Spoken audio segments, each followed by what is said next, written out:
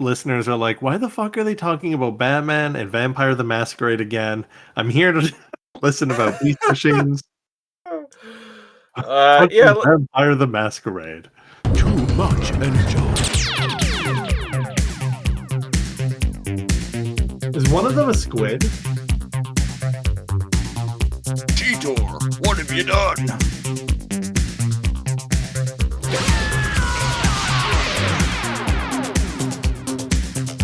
Blah blah blah blah, Beast Wars once and for all. It's like, throw her into the compactor. Well, you don't need this anymore. Why do you always talk to yourself? I simply have a penchant for intelligent conversation. Yeah, Say Galavar! No! Say Galavar! No!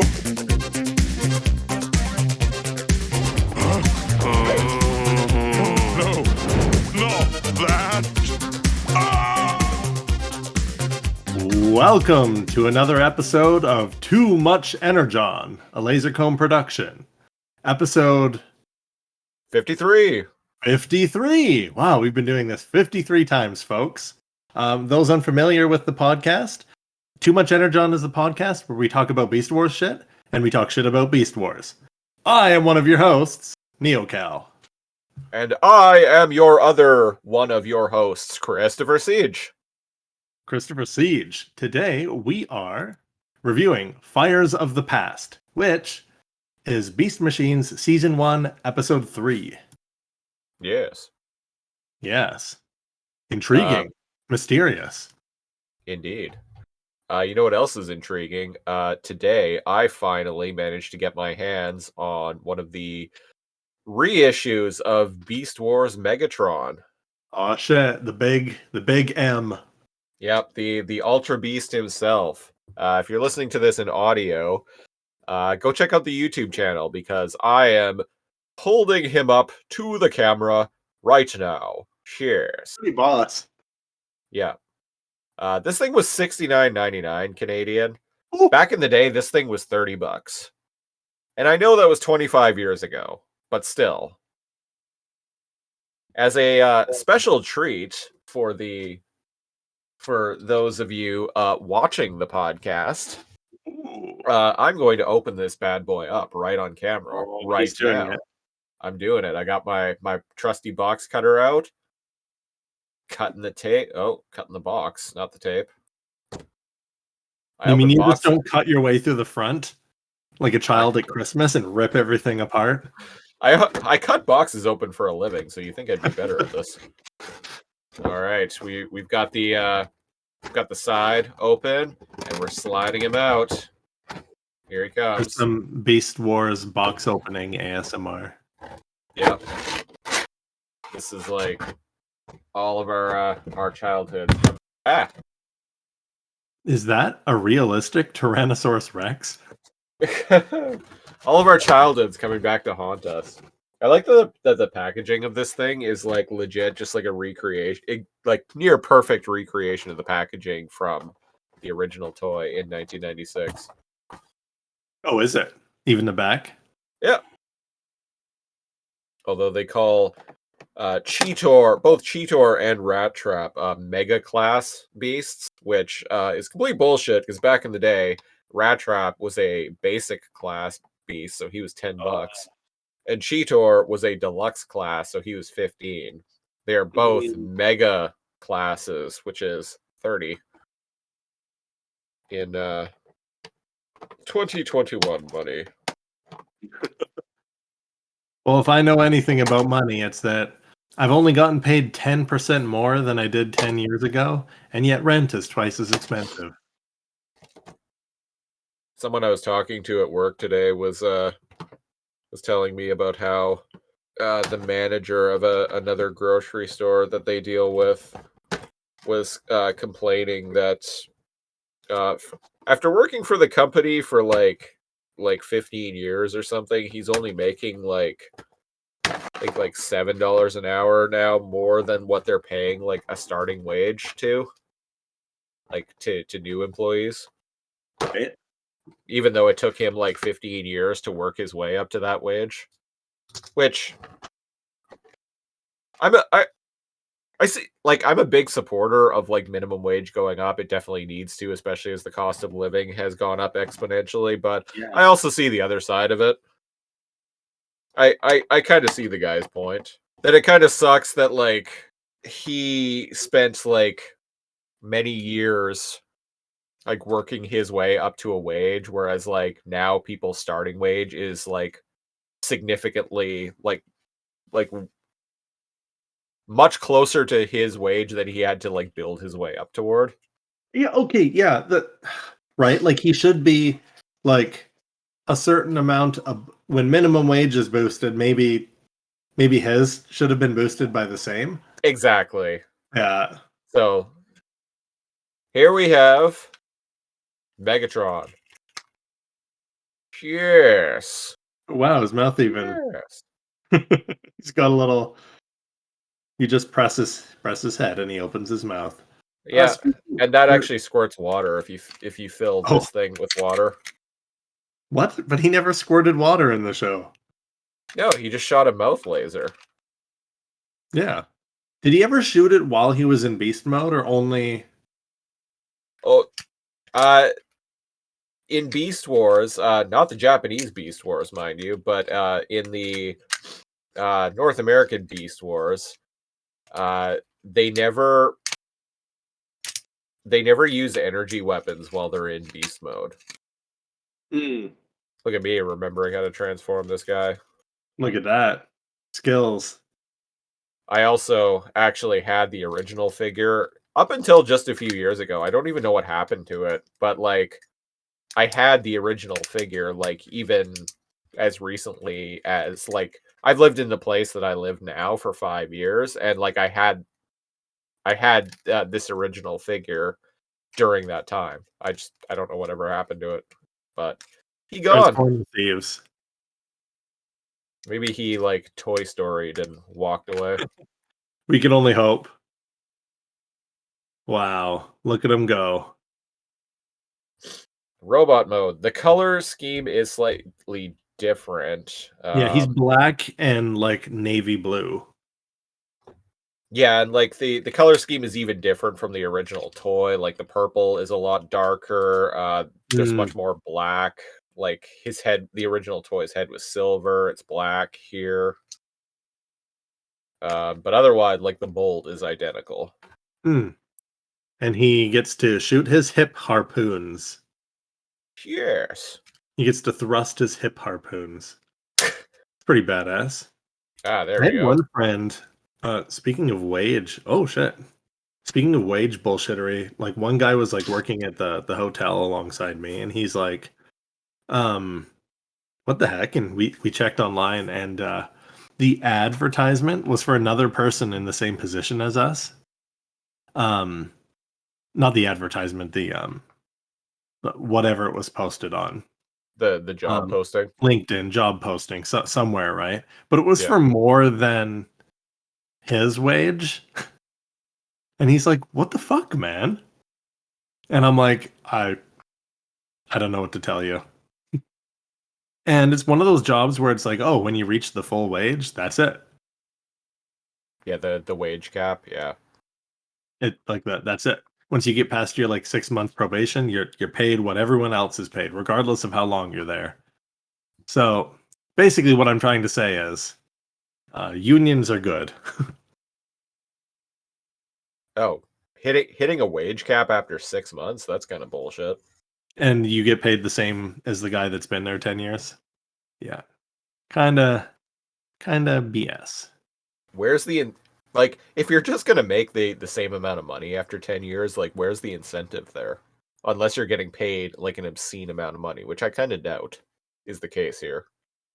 No, it's kind of like how much can we get away with paying them to stay here, but also paying them for a low entry level like data entry job. Right.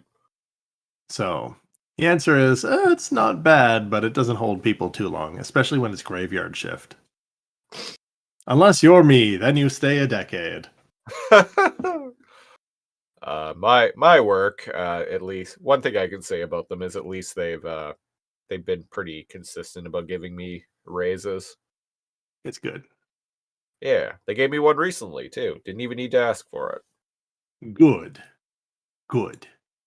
Speaking of not even asking for things, and also things that I acquired today, I and at the same trip to Walmart also got my hands on a AEW Orange Cassidy action figure, which Oh, wow. again, if you're watching this on video, I'm wearing an Orange Cassidy t-shirt right now.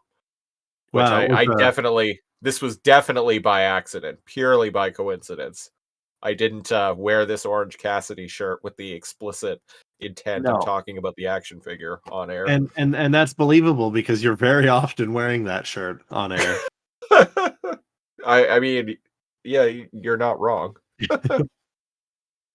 All right. So, people on video may notice that we are full of too much allergon, which is Yep. usually the case with us. So, Yeah, once again, got to apologize.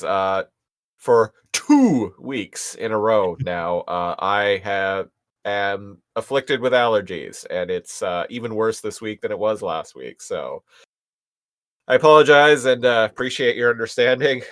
Allergy season is coming to an end, hopefully soon. So well, when you're allergic to dust, it never ends for me. yeah, that's fair. I think it right. must be something blowing in from outside because I've Fresh only air. yeah, that damn fresh air. Who needs it? But for the past couple of weeks, I've only been afflicted with allergies when I've been at home. So not when I've been at work, not when I've been out and about. Like, no, just when I've been at home.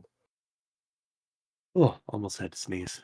Yeah, exactly. Same with me. It's only ever when I'm at home. Well, mine is dust. So when I'm outside, everyone else is like, "Oh, but there's pollen and animals and all this stuff," and I'm like, "Outside, I'm great. Inside, unless I'm wearing a hazmat suit, it's allergy season." All right, so fires of the past. Yeah, we're gonna get into talking about that episode in just a minute, but first, here's a word about the Patreon.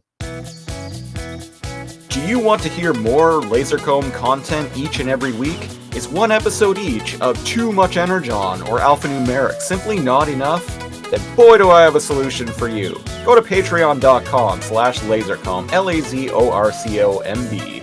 We're starting at a mere $5 per month. You get literal hours of bonus preamble audio each and every week, access to the Lasercomb Discord, monthly shoutouts, and more. At the $10 and up tier, you get our weekly weird news show Lasercomb Tonight, as well as our Too Much Energon spin-off Too Much Galavar, where we talk about the monthly IDW 2021 Beast Wars comic book. Yeah! At the $25 tier, you get all of that, plus our monthly Too Much commentary track, a free t-shirt, and more.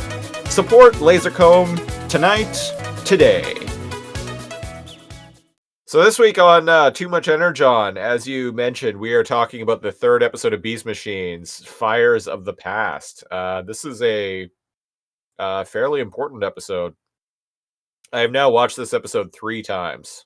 Oh, Yeah, I watched it a couple of weeks ago when I first got my hands on my Beast Machines DVD. I watched it yesterday with commentary by show creators Bob Skur and Marv Wolfman. oh shit! And then I watched it again today just to keep it fresh in my mind, you know? Yeah, Keep it Mentos freshness. yeah. So the episode opens on Planet Megatron. What is Planet Megatron now? Yeah, there we go. In the first phase of this podcast, Earth was Planet Energon. So there we go. Cybertron is Planet Megatron. Yeah. Until we know otherwise. Yeah. So, okay, so hold up. It shows a bunch of the goon bots firing at a statue of Optimus? Yeah, statue of Optimus Prime, who is holding 2 golden discs. which I find I'm wondering, like, the callback to G1 Optimus is kind of cool, but I'm wondering, I'm like, the only reason there were 2 golden discs, like, they only had one on Cybertron. The other one was an alien disc that was on Yeah. planet Energon that got destroyed in the alien biodome. Right. Yeah, that Megatron. Yeah, so why is he holding 2?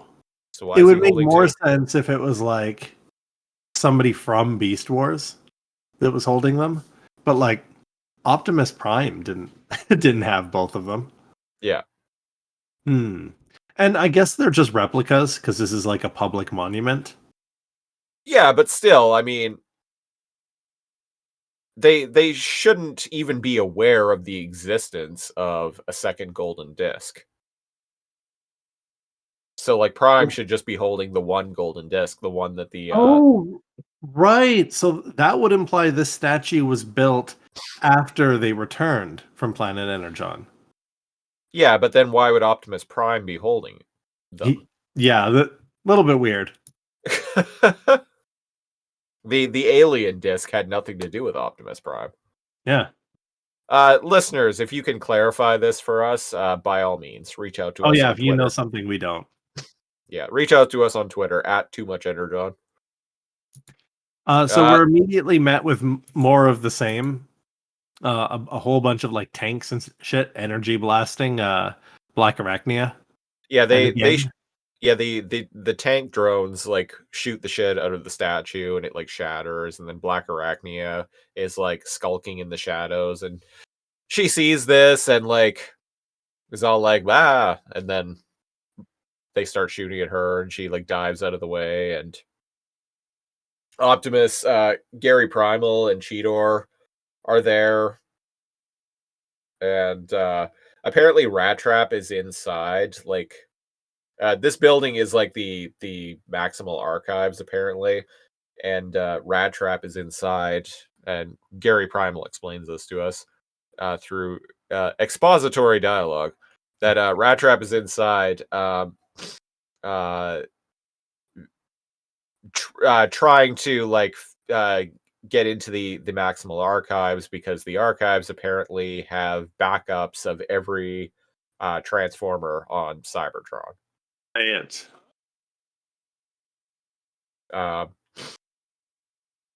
So like so some bullshit is exchanged between them, and Rat Trap like comes running out the front door and is like, man, nothing in the archives, no backups. And because they've all been deleted. And then Gary Primal like flips out and the tank drones shoot at him, and he does his whole like forearm like deflect. Oh yeah. And then like shoots like a big blast back at them, blows them all up, and he literally goes ape shit here and like does this weird like janky like movement. It looks like something out of like a Japanese horror movie, the way like the janky movements he's doing. And then he converts back to beast mode. Yeah, because he's so angry that there's no backups of anyone. Yeah. I guess, yeah. And Megatron's watching through a crystal ball. Yeah. Megatron's watching through a crystal ball. We get to meet he apparently has his own version of 343 Guilty Spark by his side. That's a Halo joke. If in case anyone is like, what the fuck's he talking about? It's a little AI bot. Yeah, it's that like floating like mechanical like eye lens thing that flies around in Halo.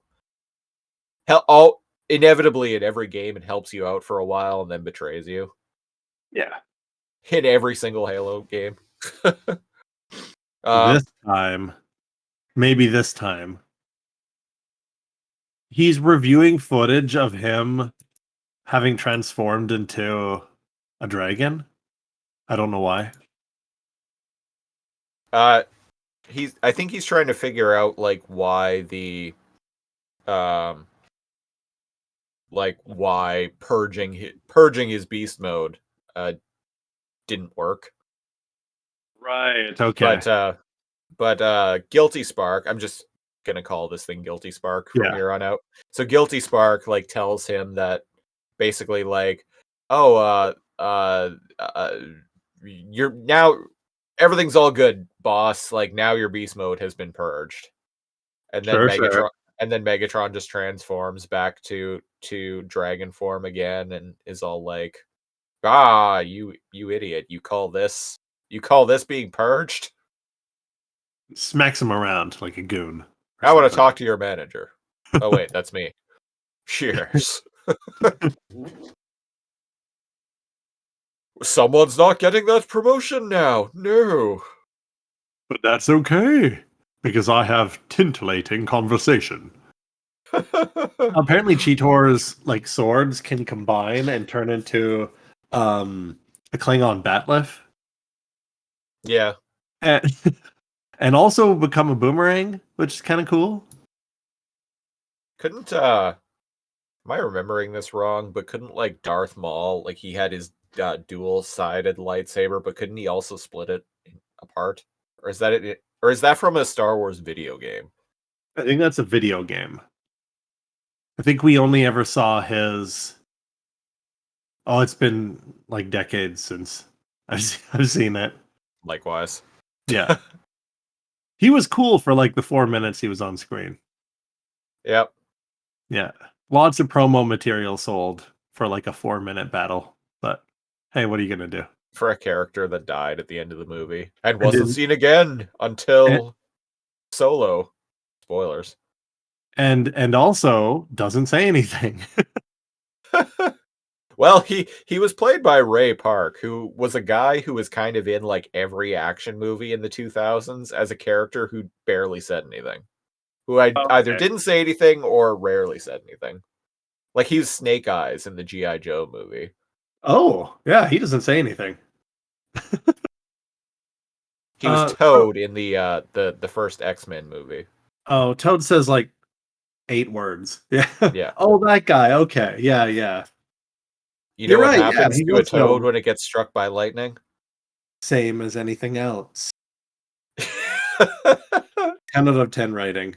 You know those Is first that- two X. You know who wrote those first two X-Men movies? No. David Hayter.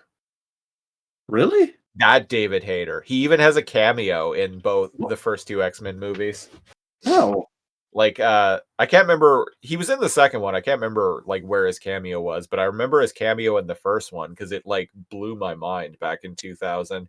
He plays a museum cop like after the big battle in the Statue of Liberty at the end, and like Mystique is like lying on the ground. He like checks her pulse and he's like, "Hey, this one's still alive." Also, you know what? I specifically remember that scene. Yeah. Right. Yeah, that was our boy, Solid Snake. Wow. And he wrote those movies. He also wrote Zack Snyder's Watchmen movie too.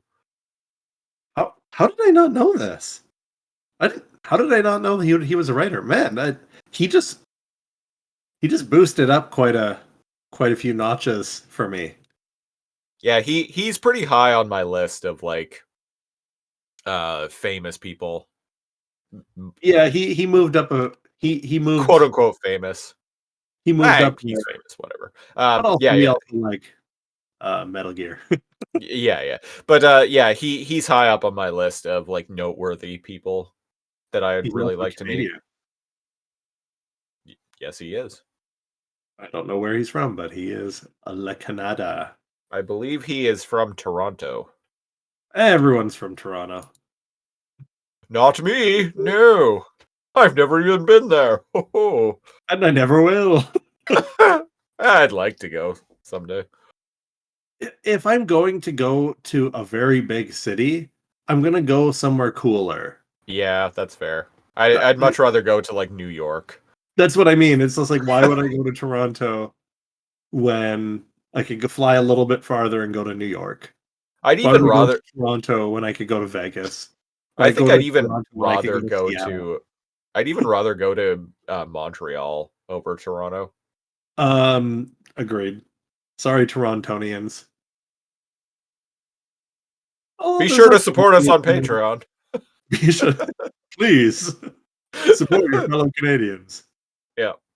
There, it's it's probably been soured because the only type of Torontonian I've ever met has some in Victoria here has been somebody who loathes having moved to the island and wishes they were still in Toronto. Yeah, And yeah, I can agree with that. Yeah. and the first time it's like, oh, okay, whatever. Lots of people get homesick or the island life isn't for them.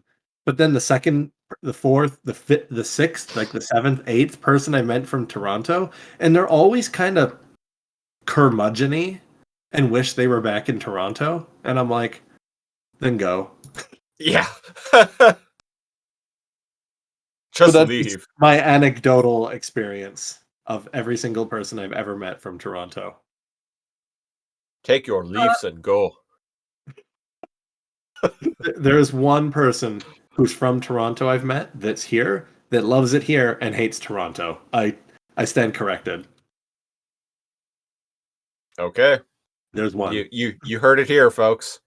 One person from Toronto who moved away, who is like, yes, I made the right call. Yeah. So Blackarachnia has some sort of weird vision quest in the jungle. Yeah. She's taken Cheetor's vision quests away from him. It's her now. She's having a vision quest. I think her robot form kind of looks like a praying mantis. I actually really like the design of her robot form. Me too. I was watching seeing this that episode with my partner yesterday, and I commented about that, and my partner was like, "I hate it." Well, She's okay, like, she's like, "It's really well designed, but I don't like looking at it."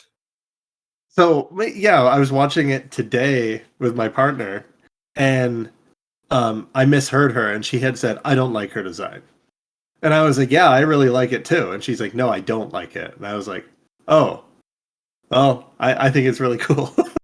Take your leaves and go. Yeah. Yeah, so Blackarachnia, the ground splits in this vision quest, and she falls like into a hole, and we get a silhouette of Bird Dog himself, Silverbolt. And we hear whispers of someone saying Blackarachnia. Oh Yeah, it's yeah, actually that's kind. definitely Silverbolt. Yeah, it's actually kind of creepy. The whispers. Yeah, the whispers are creepy though, and I'm like, was that supposed to be soothing? Yeah. Don't come in and cock block my boy Cheetor now. I thought this was gonna be his chance. Damn it. Oh well. Yeah. And it steps back to reality. Oh, there goes Rabbity. Mom Spaghetti. And Cheetor's running with her on his back. Yeah. She's Gary like, "Am I Primal. offline?" Gary Primal is like King Konging his way Yeah. across like up buildings and shit, like fleeing the Vehicon tanks. So back in Megatron's auditorium. Yeah. Guilt. Shit. Yeah. Megatron like doesn't seem to understand why the pinnacle of technological perfection, my Vehicons. Like, why can't they defeat 3 stupid maximal beasts? And Guilty Spark's like, free will? so I kind of like Guilty Spark, but here's the thing. He has a personality, Yeah.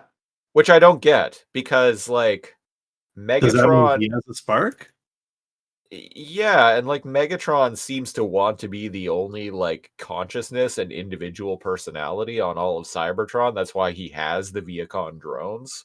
But like Yeah. he has this little like AI helper that clearly has a personality of its own. I don't Yeah. get it. Yeah, he's smart at a little bit of a smart ass. And like from a narrative perspective, like from a writing perspective, I completely get it. It gives Megatron someone to talk to. Yeah. And you need that because Megatron is just like hanging out in his I have a feeling he's going to spend the majority of this show hanging out in his auditorium, like just I feel it. scheming. So like you need to give him someone to talk to, but like it still kind of seems contrary to Megatron's intentions here to have like a little AI buddy. Yeah, and well, speaking of that, like he goes, well then, and I guess the solution is to um give some of the Vehicons sparks Yeah. because out of a little chamber float 3 sparks. But I Well, didn't this also realize sparks. Go ahead. well, this also tells us too that the show in the last episode really gave the impression that Megatron had just like killed everyone on Cybertron. But it seems like he's essentially like storing everyone, like all of the sparks on Cybertron. He's storing them. He hasn't extinguished them. Yeah, because he just pulls these out of a box, and he's like, "Yes, time to tip the odds." Cheers. Now And he actually he does go yes a couple of times in this episode. he does. Yeah. Correct. Megatron's back, baby. Yep. The old Megatron's back. And so, okay, so maybe this will get answered, maybe it won't, but it seems like wouldn't these be sparks of individuals, or would this be like reincarnating those sparks? I think it's Because they embrace their new identity, which makes me think that it's like he's taking sparks from that used to be Transformers and putting them in new bodies and reprogramming them. yeah, kind of like the reincarnation cycle of the Matrix.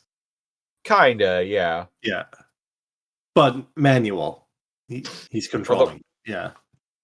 Although I feel like it's more like taking these sparks, putting them in like a new protoform, and then like injecting like a Predacon shell program. Like they Oh, did in there we Beast go. Wars. Yeah, yeah. It's probably the along memories those are lines. the memories are wiped, and then their new programming gives them like a Predacon personality. Yeah, basically. Yeah. Yeah, makes sense. Seems legit. Yeah. So what's going on here? Rat Trap says some Rat Trap bullshit. Yeah, Optimus is like our heroes are like hanging out in like the sewer or something underground. And Optimus is like he's really giving them the what for. Like Optimus yeah, he's and later on in the episode too, like he starts to kind of seem like a little bit of a like abuser. Like I was getting like abusive parent vibes from him. It's serious business. He at the end of the episode he says like all that stands between like saving or losing all of Cybertron is those 4. Yeah. And then he says, "Oh, like I can't I don't even know what I would do if I were to lose like another one of you. To lose one of you 3." Yeah, and like Rat Trap makes a quip about something, and Gary Primal is just like, "You think this is a joke?" Like, Yeah. like holy I'm shit, kind of man! vibing Like, with that. It's time to be like, okay, you guys need to quit fucking around. We have millions of lives to save. Yeah. I kind of get that. Blackarachnia has another vision quest involving Silverbolt, and He's really like mellow and out of it this episode. Gary is demanding that she transform back to beast mode. Although I don't really know why. We find out later. We find out later in the episode that apparently the Vehicon they can't be detected by the Vehicons when they're in beast mode, but Gary Primal doesn't know that yet. So unless it's a classic case of Optimus knowing something or knowing the right, better right, and just not telling his right. fellow Maximals, and that is in character for him. As much as I fucking hate it, It is, yeah, he's like, yeah. "Oh, just do it. I don't have time to talk about it." Like whole episodes of Beast Wars were about Optimus not revealing pertinent information on time. So maybe he knows and he's Yeah. not telling them. Maybe. Either way, Blackarachnia is like, "Nah, I'm staying in robot form." And even Rat Trap is like, "Hey, how come you staying in robot mode and listening to the boss monkey?" And she's like, "I have my reasons." Yeah. Mind your own business, Rat. Yeah, and we find Basically. out later it's because she realizes she's only getting these visions of like past memories while she's in her robot form. Yeah. So Yeah. she fucks off on them, goes on her own, and shows up on some like hangar type thing, and Yeah. turns out Rat Trap was following her, and she's like, "How did you catch up with me?" And he's like, "Man, take the sewers. It may not smell all that great, but you'll get there faster." I'm paraphrasing, but that's the Yeah. gist of it. It's okay, so it's kind of funny because in the game Vampire the Masquerade Bloodlines, um Right. you if you're Big especially if you're fan. Nosferatu, big fan, fan of the show. um but if you're Nosferatu, it's a big no-no to even be seen. You're so ghastly and Right. ugly that if the public sees you, it's not like other vampires where you can hide your vampiric nature. You are a fucking monster, and it's a Yeah. masquerade breach. So there are Well, these sewers which go in straight lines throughout you the base level. you basically look like the vampire in the movie Nosferatu. Yes, Lord. Max Shrek. Yeah. Which is funny uh, because in Batman Returns, Christopher Walken's character was named Max Shrek after that character.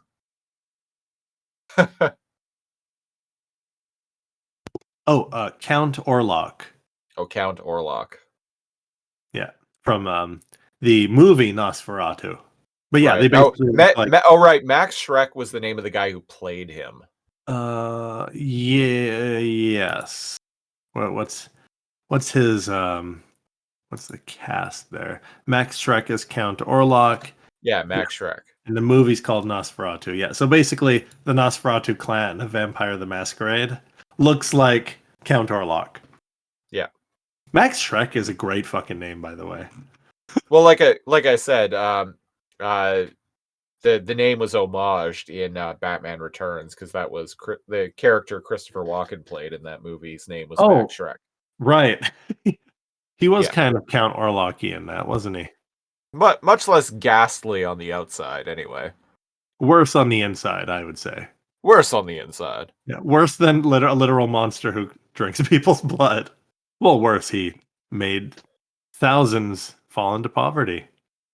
Rat Trap and Blackarachnia like bicker back and Yeah, forth, and she kind of like explains to Rat Trap that like, hey, I'm getting these visions, but I only get them when I'm in robot form. That's why I won't transform. And Rat Trap's basically like, man, give me one good reason why I shouldn't go tell the boss monkey about this. And she's like, well, how about 3?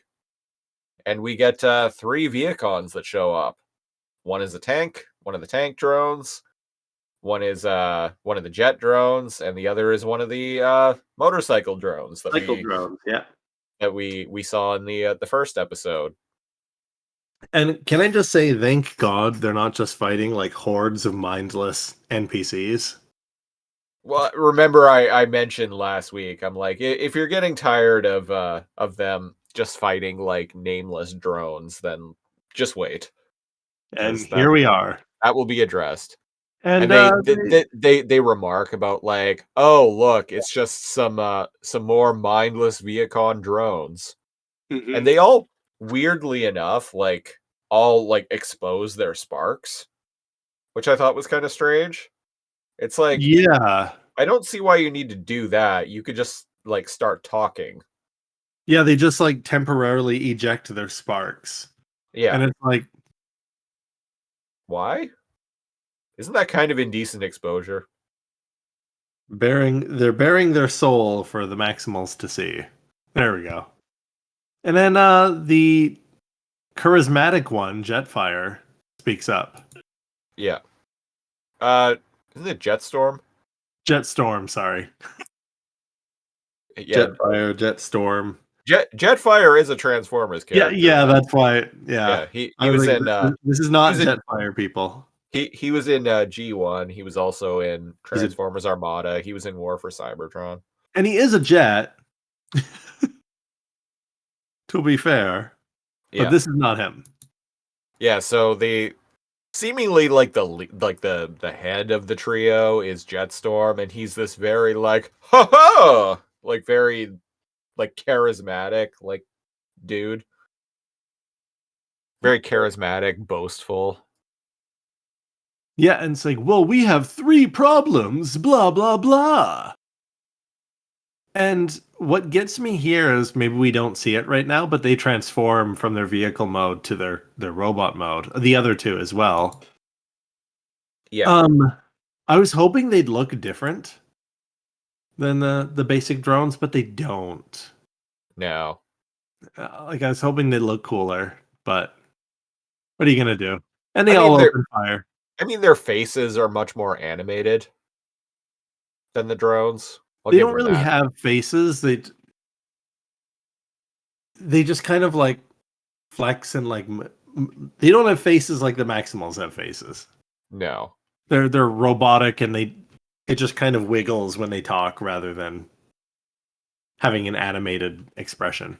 which kind of makes sense because it's like why would Megatron in his like technological perfection of Cybertron like even if he's like creating these Vehicon Generals to like have like some degree of free will so they can actually like be a thorn in the Maximal side, like why would he still give them like individual like physical characteristics? Yeah, It's exactly. it's not something Megatron's going to care about. No. So yeah, it makes sense. And they shoot and they go after them and There's a cool effect that I like. It's very comic book looking. I know There's some that's there's some exactly what panel- I was going to comment on. Go ahead. yeah, there's some paneling going on. It's very and like the border of it like is kind of like scribbled. Like someone like took a Sharpie and like just scribbled around the border. It's very like 90s comic book looking, 90s indie comic looking. I dig it. And so Jetfire, the camera's on him and he's like talking to himself and he's like, this is Jetstorm speaking, passengers. Hold on tight. We're blah blah blah, some Maximals.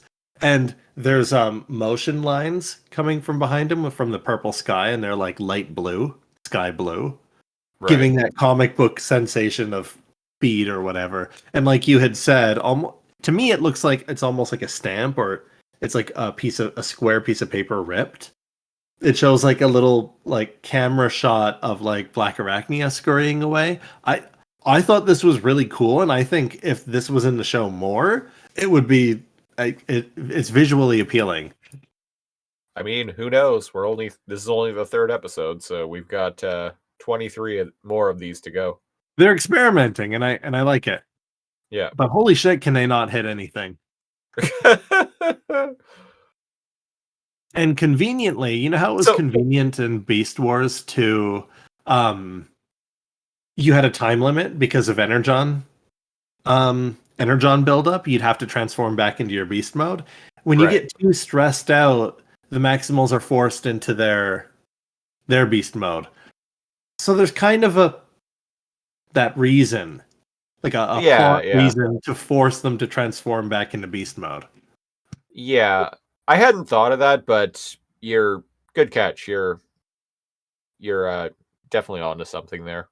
And I like that because then again, it puts the Maximals in this situation where they can't win by just staying in their robot forms indefinitely.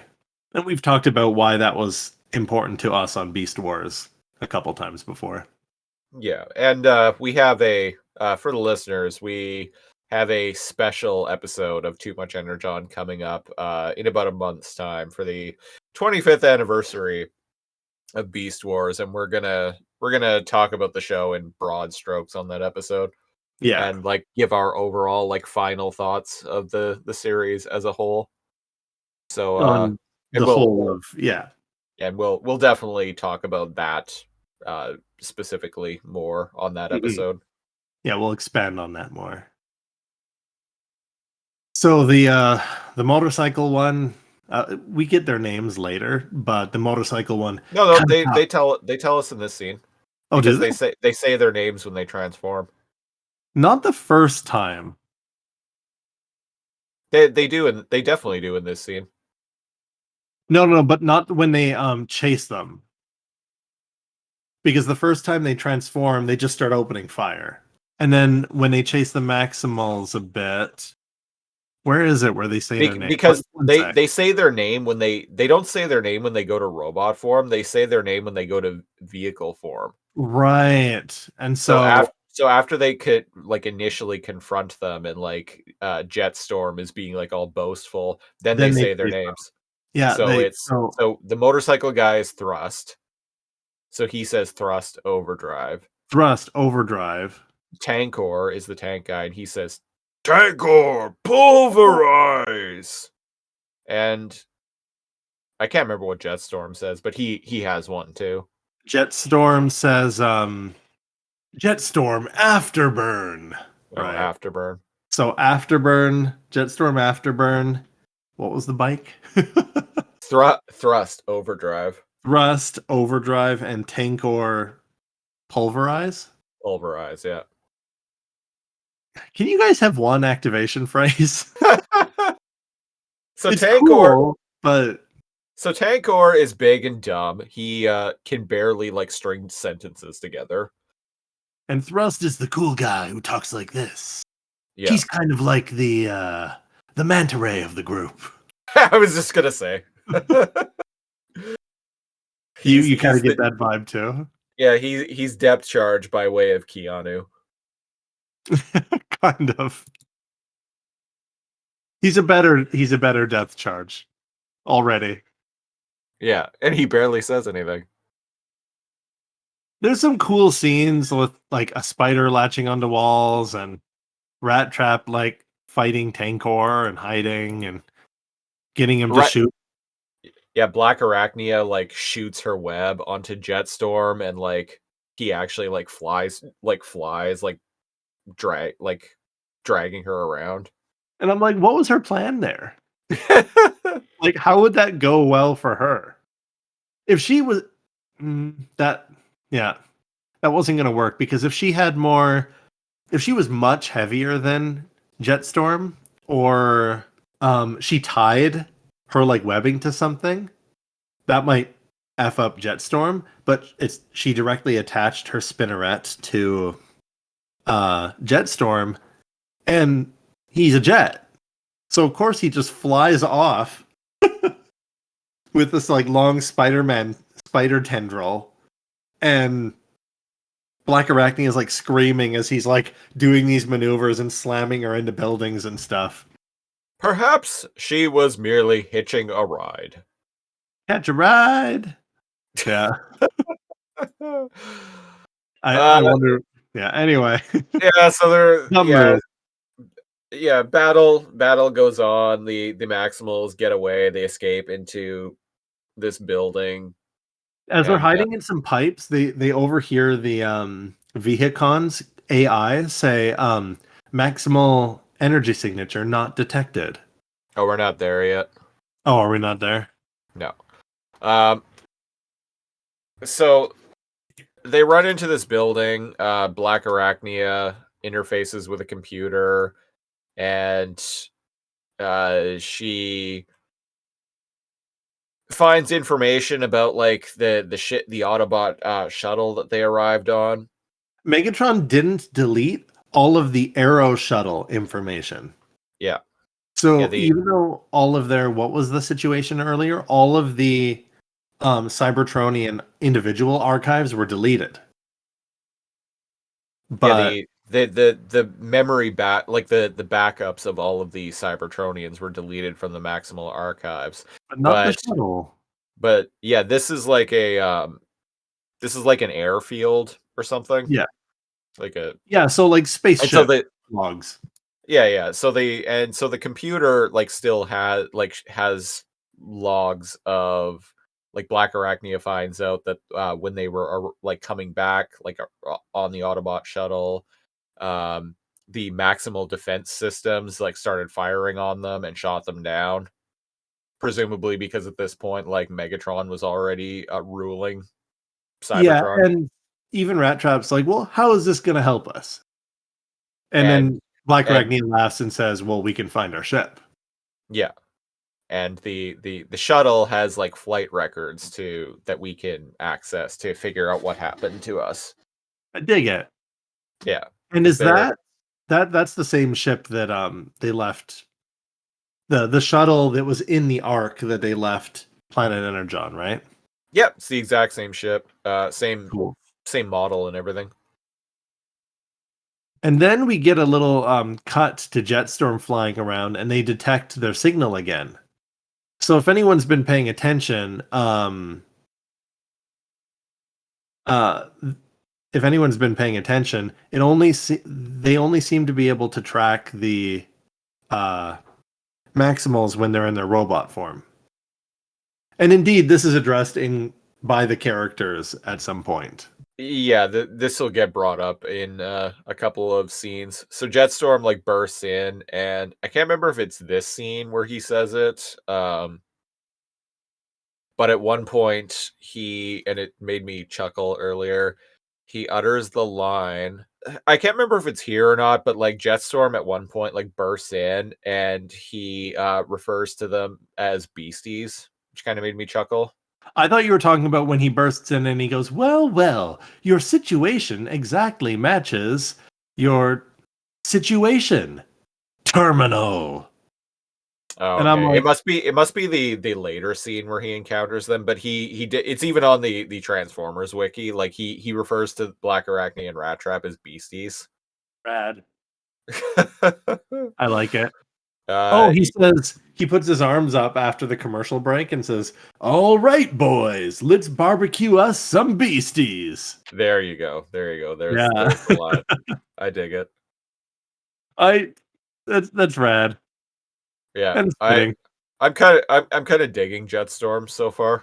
Right? I'm like, what? The other two are just whatever, but like, I'm digging. If they could make Tankor endearing dumb, like Waspinator, right? Or Scorponok, then it'll warm up. But the other two just haven't had screen time. They haven't said much, so. Yeah. Well, in Tankor, all he does is just like, Tankor, smash! He's basically the Hulk. He's basically the Hulk. Yeah. Interestingly enough, Blackarachnia can like take a solid form of her webbing and throw it, and it does a lot. So this episode is interesting. We see some more moves and like powers from the different Maximals. She can throw it, right, and like it like expands and wraps around a target. Yeah, it's pretty cool, and she does that at one point. It creates like almost like webbing, like tripwire. When she extends it and makes a webbing tripwire and gets Tankor, yeah. He incapacitates. There's a weird Scooby-Doo scene. Yeah, with them like moving like back and forth through the crates in this warehouse. I didn't know what that was in reference to. I'm just like, that feels really cartoonish. So it's Scooby-Doo. Well, I never watched Scooby-Doo. There's this famous like trope that they do where the camera shows kind of like a hallway, and there's like 4 doors on the left and 4 doors on the right. And then halfway through the episode, they sing Scooby-Dooby-Doo, blah blah blah. And it'll show like Scooby-Doo and Shaggy accidentally split up and go into different doors. And then the killer runs up behind them, looks left and right, and chooses like a different door. And then the next episode, it shows Daphne and Velma, blah, blah, blah. And then it gets wacky, and then like Scooby and Shaggy are chasing the monster or the ghost or like whatever, right? And then when he realizes that they're chasing him, he turns around and stops and Scoop, like it's this humorous like trope thing that they do often. And I got Yoinks! vibes from that because like they're chasing behind them and then it's just brief and it feels like a weird video game or cartoon moment. Like it Well, feels in a little out of place. In Beast Wars, they like to make like a lot of like subtle allusions to Looney Tunes style comedy, so Yeah. it wouldn't surprise me. What does Blackarachnia do to Tankor here? Like poisons him?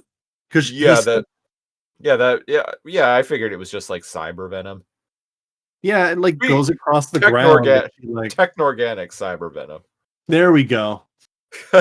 We figured it out. So after the fight's over, this is the scene that you were thinking of. So Rat Trap ends up in this like him and Blackarachnia get separated, and Rat Trap ends up in this Right. like ventilation shaft, and he sees like the Vehicon Generals Yeah, like because these through the two some split bars. up. They have like Yeah. a little bicker, and Blackarachnia and Rat Trap split up.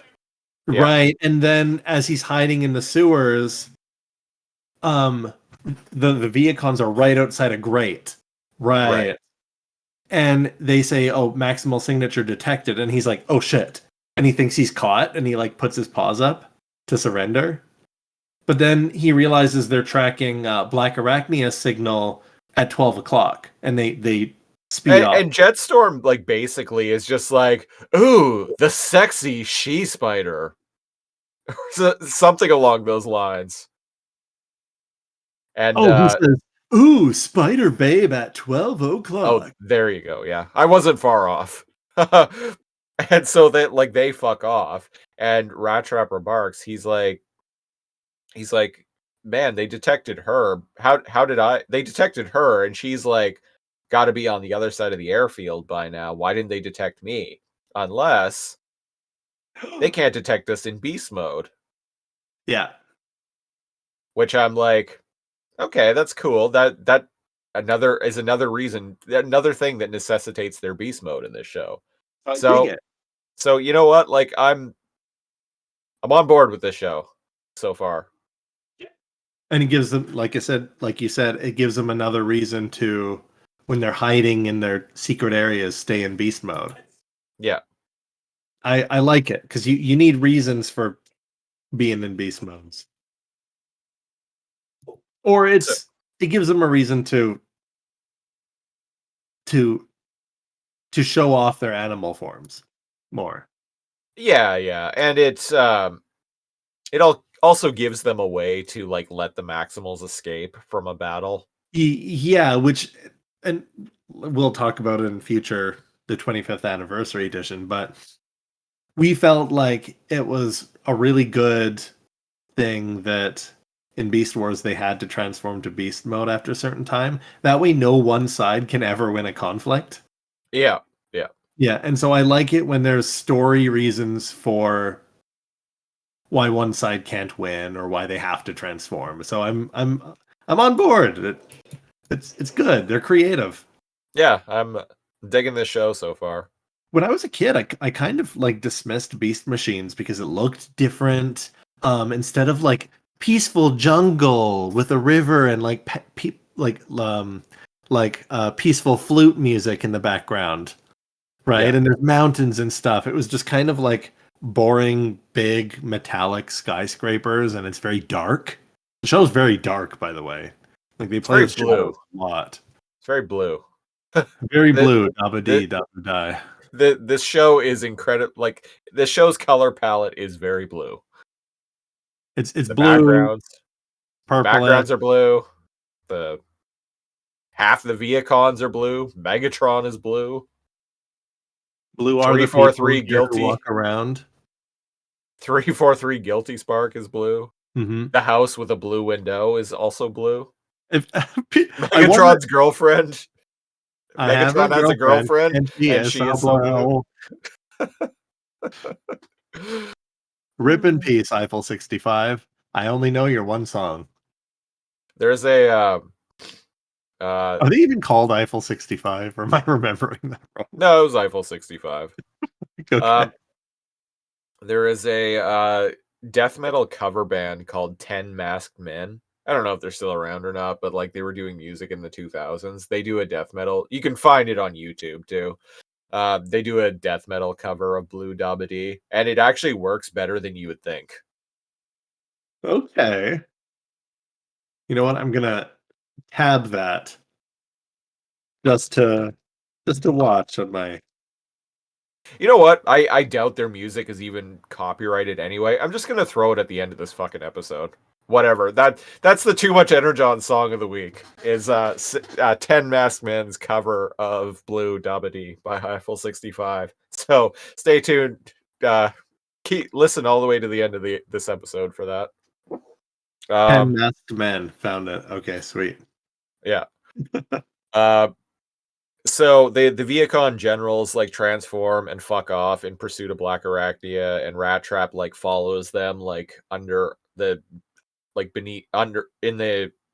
under the floor, and we see a bunch of shots like he can see like upward like through the through the grates. Yeah, it's the couldn't place the word for some reason. I'm glad that Allergies. Rat gets to be ratty. Yeah, he is very ratty in this show. He's doing a lot of like Solid Snake shenanigans, crawling through vents, spying on people. I dig it.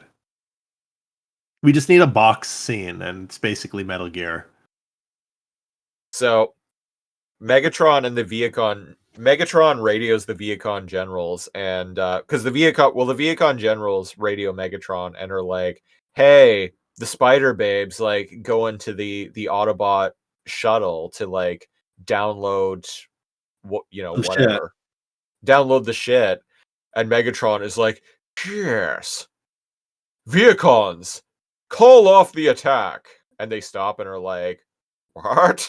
And Megatron basically is like, so as soon as she interfaces with the computer to download the shit that she needs, I can access her core consciousness and learn the location where the Maximals are hiding out. So I can pull her memories. Yeah, let her do the thing. And Rat Trap hears this conversation go on, and he's like, oh shit, I gotta stop her. Yeah. And so Blackarachnia gets to the Autobot shuttle, and is this some Lawnmower Man shit? Even though you've never watched Lawnmower Man, you've referenced it enough now that yeah, listeners, I've never seen Lawnmower Man. Like, I've said that before about Beast Wars, but never more other than this moment is this some like Lawnmower Man shit. Because she literally has like a VR headset on, and she like physically enters like the archives. No, Tigatron in Beast Wars had a way more no, I take it back. This pales in comparison to Tigatron was like around in cyberspace. He was flying around and he had like 3D hands, and he was like moving things and like flying around. That was Lawnmower Man. This is a trip. Yeah. I like how there's like code. There's like code like in a circular pattern spinning behind her. Yeah, so it's kind of like the Matrix, but in like Cybertronian, but like in a cone rather than just in front of her. So like 3D, like she's in a tube, or like Star Trek when it shows stars fly by. Yeah, I dig it. It's cool. And she's interrupted and she screams. And when she takes the headset off, Rat Trap's there like eating wires. There's a shot, like one thing in this shot that I actually really like is like when she's got the like Lawnmower Man headset on, and she's got the like Cybertronian code like spinning around her. She says some shit. She's like, computer like access like whatever, and then the camera like flips around, and it literally looks like the camera like spins around behind her, and then behind her we see Megatron being like, "Computer, access core consciousness," or something, and then it spins back to her. If you watch the video of it, it's a cool looking shot. I like the effect. I like how this show is directed. You are muted. Dang it. I agree. I really like how the choreography, the framing, like the just how it's directed and how it's like edited, how it kind of shows like all of the data going into Megatron's head. Whereas when Blackarachnia was in it, it was just spiraling. So the visuals are interesting because it was spiraling around Blackarachnia, but now it's like going into Megatron's head. Yeah. As if he's like taking information. And indeed, he does get like a weird 3D schematic of something about where the Maximals are hiding. And what does Rat Trap say? He's like, "Oh, we got to destroy the terminal. So we can stop him retrieving your memories." And she's like, "But this is the only information we have to help us." Yeah, because as you mentioned, she gets pulled out of the Matrix. Yeah. Because Rat Trap is like, again, doing a very rat-like thing. He's literally just chewing the cable that's hooked up to her like VR headset. Yeah, like he submissively puts up his paws. He's like, "Hey, hey, hey! I had to. I had to." He's I'm like, "Why didn't you tap her on the shoulder and tell?" Yeah, he's like, Megatron. Megatron was like accessing your data tracks or whatever. He's giving you the hack. He was hacking you. I gotta stop. And so they access the computer terminal and then find out that the computer like literally made a copy of her memory banks, and it's being uploaded to Megatron right now. So they're like, we got to destroy it. So they destroy they destroy the Autobot Ark to prevent that from happening. And then Megatron's all like, "Damn it! Well, Vehicons kill them." Then What? Whatever. 10 megabyte upload speeds. God.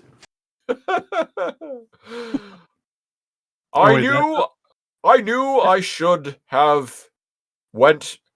I knew a 56K modem wouldn't be enough. No. But 343 Guilty Spark, you told me that broadband was too expensive and not really worth it. That it wasn't going to catch on. Who's laughing now? Bad roommate. Very bad roommate. All because you didn't want to pay for half of the internet. So indeed, it seems that Megatron's upload was interrupted, and he didn't get the info. Yeah, he didn't get the information he needed. And then Rat Trap and Blackarachnia, after Blackarachnia destroyed the terminal, they're running away, and he explains to Blackarachnia, "Hey, if we stay in our beast modes, they can't find us." But it doesn't really matter because they like run into the hangar bay's doors as they're opening, and the Three Stooges are there. Yeah, and Rat Trap even remarks, he's like, "Well, unless they happen to be like staring right at us," or something along those lines. Luckily, the great ape escape and my boy Cheetor show up. Gary Primal and Cheetah Man. Gary Primal and Cheetah Man show up. Cheetor uselessly deflecting blows lost its coolness to me because, like, that's not doing anything. He's just like, it's like the 7th time it showed him like being a ninja and like deflecting shots, and it's like, that's cool that you're a Jedi and all, but Jedis could also hit the plasma blasts back, and it hasn't shown him do that yet. Well, remember, this movie came out in 1999, and Star Wars Episode 1 was already out by this point, so they're clearly... They clearly watched The Phantom Menace and The Matrix and were like, man, we got some ideas for this new Transformers show we're working on. Oh boy, do we. So I'm I confused. like how Gary Primal and Cheetah Man like smash through the glass, like the glass dome Yeah, when ceiling. they come down. It kind of reminds me of again Batman, Tim Burton's Batman, when he smashes through the window in the museum, like after like the Joker was like fucking up all the art and stuff. It's very dramatic. Yeah, it's cool. It's fucking badass. And again, when they take off, they seem to jump slash fly, and I'm like, why? Because they grab the others and then jump away and fly away. But Cheetor can't fly. No, he kind of just leaps really high. I mean, Leaps really high, and I'm like, look at those legs. Like, I buy it. look at those hamstrings. Oh, he's a cheetah. Yeah, okay. And then I didn't understand. I didn't realize that their arc shuttle was right there. But as they're running away and everything's exploding, I guess the Vehicons are exploding the whole base. Or was it her destroying Blackarachnia destroying the terminal that's blowing up the base? I'm a little confused about that. I think it's a bit of Maybe both. Yeah, yeah. But either way, they're cool guys running from an explosion. And it shows the shuttle, the physical shuttle exploding too. Yeah. And I'm like, oh, wait, what? The physical shuttle was there? But makes sense. It was a ship hangar. Yeah. Yeah. And so after they get away, Gary Primal is like giving them the old what for, and Rat Trap's like, hey, it wasn't my idea. And I'm like, come on now, Rat Trap. Yeah, he gives them the 1-4 and he's like, hey, that was their one ship. And now it's gone and we have no information. You little shits. Yeah. And And he's like, all we like, he's all like, for what? he's all like, Megatron killed everyone on this goddamn planet because I failed. I've lost everyone. I can't bear to lose you too. Imagine how that would make me feel. So Gary Chalk, is the writers have given him way more emotional depth in Beast Machines than in Beast Wars. In Beast Wars, he was very zen. He didn't really yell very often. He got frustrated inside and stuff, but well, he started this show off pretty zen too, but he's kind of already starting to go off the rails. he's running out of fucks to give. Yeah, he's seen some shit. I don't know. I just in this scene, like this, where he's basically like, man, imagine how like something bad happening to you. I don't want you shouldn't like put yourself in a situation where something bad would happen to you, because imagine how that would make me feel. That's what I mean by that. that's what I mean by like I was getting kind of abusive parent vibe from that. I can I'm see not that. I'm not gonna go too much into it, but like I may have grown up hearing things Look like what you that made a me lot. do. Yeah. That line of thinking. So it's kind of rubbing me the wrong way. He's losing his shit. I understand the idea that he's like, hey, we lost all of Cybertron. Like, I lost the rest of the Maximals. Like, I don't want to lose you too. So I'm trying to look on the more I'm trying to look at it as if he's being like compassionate. He's like, I don't want to lose you guys. You're all I have left. But and it's not a deal breaker for me or anything. He's Angry Monkey. We don't like Angry Monkey. It's just making me like see Optimus in like a slightly different light, which I think is kind of the point. I think it's the point, yeah. I dig it. He's a changed ape. It's a changed ape. And that's it, folks. Oh, and Rat Trap was going to explain to Optimus about the fact that them being in beast mode right. makes them invisible to the Vehicon sensors, but Blackarachnia is like, hey, not right now. She was like let him vent. Yeah. So that's episode 3, folks. Thanks That for is. we did it. Interesting. Beast Machines, much more than Beast Wars, is very visual.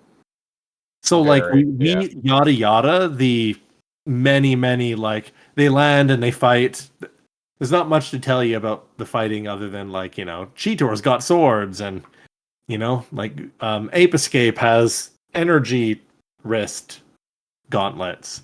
So if anyone I don't know why, but if anyone's listening to this that hasn't watched Beast Machines, it's on Tubi, and Yep. it's kind of fucking rad. So give it a chance.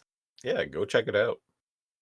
Here on Too Much Energon, we have the Too Much Energon rating scale. It's a 3-point scale from not enough Energon, sufficient amount of Energon, and too much Energon.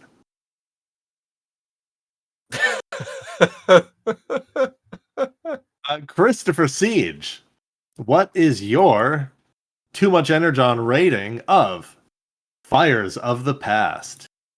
I am giving Fires of the Past too much Energon as my rating. I really like the new Vehicon Generals. I like the back and forth between Blackarachnia and Rat Trap. I actually kind of dig them as a team. They're a very unlikely duo, but I kind of like them together. Optimus, like infiltration team, right? Optimus, like very quickly starting to become unhinged is really interesting. I liked the G1 Optimus Prime statue at the beginning of the episode, even though the 2 golden disc thing didn't really make a lot of sense to me. It's just funny. Yeah. I like. I like to think that Megatron built that so that he could have his Vehicons destroy it. They just make a new one every week. They make a new one every week, and it's in a different spot each time, and like it's a game to him. He's lonely and bored. It's a game to him to like hunt around Cybertron and find it. Yeah, he makes his little AI buddy 343 Guilty Spark. He makes him control some Vehicons to go make it, and he's like, don't tell me where you built it this week. No, I will let my Vehicons that I control seek it out. Cheers. And then after like 20 minutes, he's like, okay, I need a hint. All right. Tell me. Give me a walkthrough. Detailed walkthrough. Also, I kind of like 343 Guilty Spark. Even though, like, now, folks, even though this came out. Wait, when did Halo came out? This came out 2 years before Halo. Right, it was. Yeah, it did. Yeah, it did. Because I was like, wait a second. Wait a cycle. Wait a cycle. Yeah. Despite my my complaints I said earlier about being like, Guilty Spark kind of seems like an intelligence unto himself, which seems antithetical to Megatron's goals, but whatever. He's a liar. He needs someone to talk to. He needs someone to talk to, and also we've caught him lying. Yeah. Like this is different Megatron. This isn't like Shakespeare in the Park Megatron. This is like cyberpunk dystopia, like hellish nightmare tyrant Megatron. Also, Megatron does say yes twice. There you go. Which automatically propels it higher than it would have been before. Yeah, this is my favorite episode of Beast Machines so far. We're only 3 in, but this is the best of the 3 in my opinion. I'm basically just mirroring what Christopher Siege said. He covered all the points. Also, it from like a toy / kid perspective, it showed them with new powers or new moves. Cheetor's blades can combine and it becomes a boomerang. Right? And like, Blackarachnia can throw her webs and she still has cyber venom. I like it. So gets a too much ENERGON from me.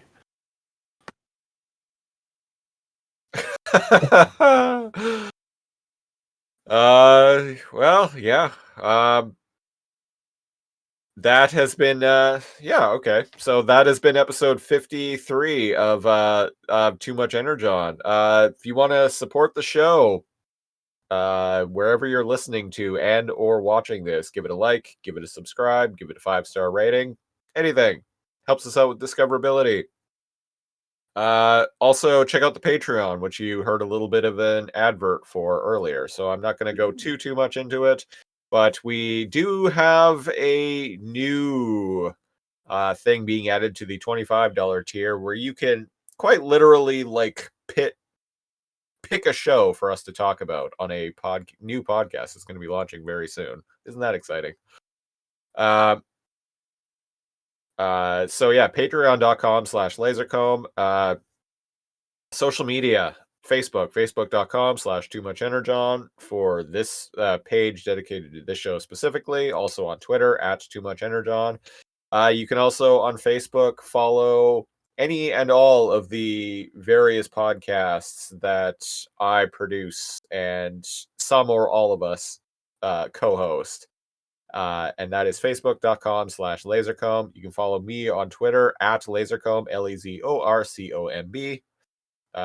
Cal, you have social media too, yes? You can also follow me on the bird sphere, the Twitters, @neo_cal, KAL. What was it you called it once? Bird Facebook? Bird Facebook. I don't think that's exactly what you said, but it was along those lines. It's something along those lines. Yeah. You can also follow me on Instagram @Christopher Siege, SIEGE. We will be back with the 4th episode of Beast Machines next week, Mercenary Pursuits. So stay tuned. So stay tuned for that. And yeah, I think that about does it. We're going to get out of here. I have been one of your hosts, Christopher Siege. And I'm your other host, NeoCal. And until next week, I'm Blue Dabba D. Unless you're green. Well, am I holding an invisible... Oh, never mind. Bye-bye. Bye. Here's a story about a little guy that lives in a blue world. Alone day and all night, and everything he sees is just blue like him. Inside and outside, blue his house with a blue little window and a blue Corvette. And everything is blue for him and himself and everybody around. Cause he ain't got nobody to listen. On blue, double D, double die, double D, double die, double D, double die, double D, double die, double D, double die, double D, double die, double D, double die. On blue, double D, double die, double D, double die, double D, double die, double D, double die, double D, double die, double D, double die, double D, double die.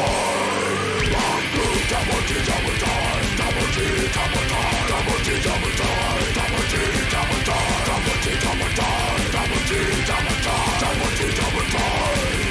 On blue, double D, double die, double D, double die, double D, double die, double D, double die, double D, double die, double D, double die, double D, double die.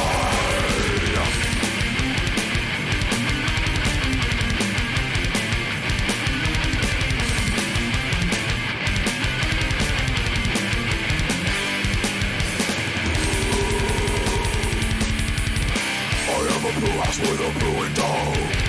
Blue is the color I'm more than I wear. Blue on the streets and all the trees are blue. I have a girlfriend and she is so blue. Blue are the people that walk around. Blue like my girlfriend is standing outside. Blue are the words I say and what I think.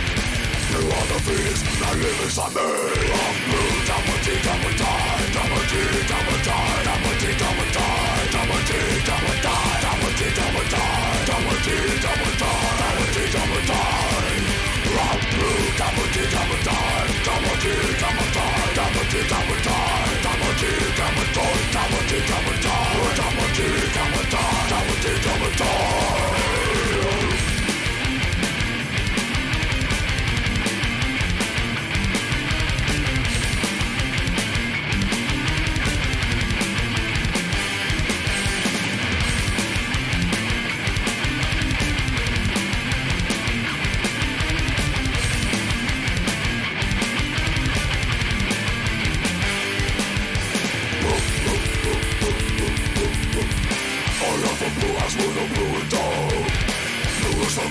I'm all that I wear.